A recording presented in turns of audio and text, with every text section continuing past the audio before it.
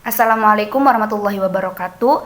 Perkenalkan, nama saya Nur Kaila dari Prodi PIAUD semester 2 dengan mata kuliah Pengantar Studi Al-Quran yang didoseni oleh Ayah Adudin Ali Jaya. Baik, langsung saja. Di sini saya akan menjelaskan keterkaitan tentang penjelasan kandungan ayat Al-Quran. Baik, langsung saja. Di sini saya akan menjelaskan seputar asbabun nuzul dari surat An-Nasr. Lalu ada kandungan ayat surat An-Nasr. Yang ketiga ada alasan mengapa surat An-Nasr tergolong surat Madaniyah. Baik, sebelumnya saya akan membacakan surat An-Nasr terlebih dahulu. A'udzu billahi minasyaitonir rajim. Bismillahirrahmanirrahim. Idza jaa nasrullahi wal fath wa ra'aitan nasa yadkhuluna fi dinillahi afwaja fasabbih bihamdi rabbika wastaghfir innahu kana tawwaba. Baik, asbabun nuzul surat An-Nasr, ada dua hal penting yang menjadi asbabul nuzul surat An-Nasr.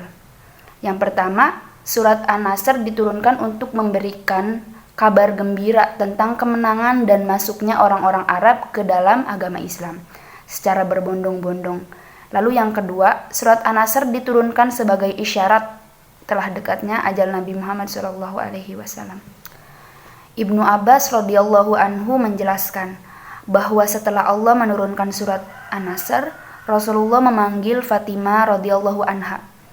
Fatimah menangis saat Rasulullah mengabarkan bahwa ajalnya telah dekat. Lalu Fatimah tersenyum karena Rasulullah bersabda, "Jangan menangis, karena sesungguhnya engkau adalah keluargaku yang paling awal menyusulku." Hadis riwayat At-Tirmidzi dan Tabrani Hasan. Sementara itu, Imam Bukhari meriwayatkan dari Ibnu Abbas bahwa Umar bin Khattab menyertakan beliau dalam majelis para pahlawan perang Badar. Sebagian pahlawan keberatan jika Ibnu Abbas dilibatkan dalam majelis itu. Lalu Umar pun menguji mereka semua. Apa pendapat kalian mengenai firman Allah, "Idza jaa nasrullahi wal fath" dalam surat An-Nasr? Allah memerintahkan kita untuk bertahmid dan beristighfar kepadanya jika Dia menolong dan memberi kemenangan. Jawab salah seorang dari mereka. Yang lain diam, tidak ada jawaban berbeda. Umar kemudian bertanya, "Apakah demikian pendapatmu, wahai Ibnu Abbas?" Ibnu Abbas menjawab, "Tidak, wahai Amirul Mukminin. Idza jaa nasrullahi wal fath merupakan isyarat ajal Rasulullah sallallahu alaihi wasallam yang Allah beritahukan kepada beliau. Datangnya kemenangan dan Fatu Makkah merupakan tanda ajal beliau." Lalu Umar menjawab, "Aku tidak mengetahui tafsir surat An-Nasr ini melainkan apa yang kamu katakan," bungkar Umar. Alasan mengapa surat An-Nasr termasuk golongan surat Madaniyah. Karena surat An-Nasr Allah beri kepada Nabi Muhammad setelah Nabi Muhammad hijrah ke kota Madinah Al-Munawwaroh dari kota Makkah. Surat An-Nasr diturunkan kepada Nabi Muhammad pada peristiwa Fathul Makkah.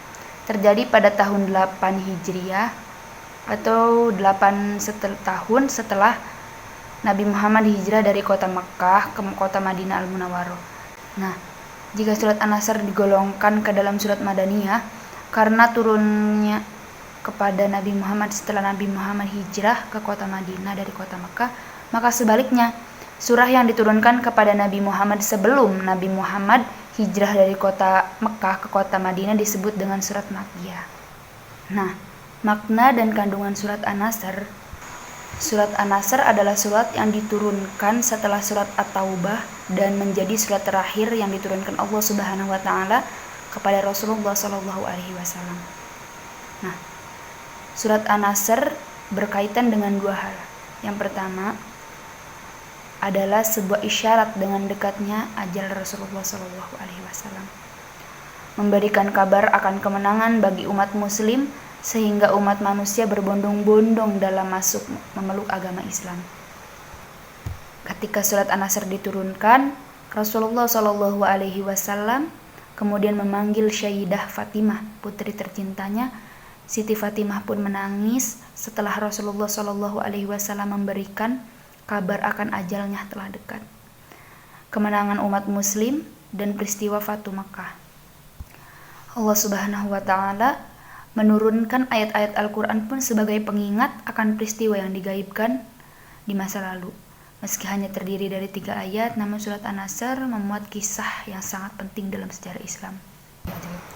Kesimpulan dalam surat An-Nasr yang dapat saya ambil yaitu, melalui surat An-Nasr kita juga mengetahui bahwa semua pertolongan untuk manusia datang dari Allah Subhanahu wa Ta'ala. Maka umat Islam dianjurkan untuk selalu berzikir dengan cara bertasbih dan memuji asma Allah. Dan bahwa janji Allah Subhanahu wa Ta'ala akan datang dan Islam akan mendapatkan kemenangan. Baik, cukup sekian dari saya, kurang lebihnya mohon dimaafkan. Wassalamualaikum warahmatullahi wabarakatuh.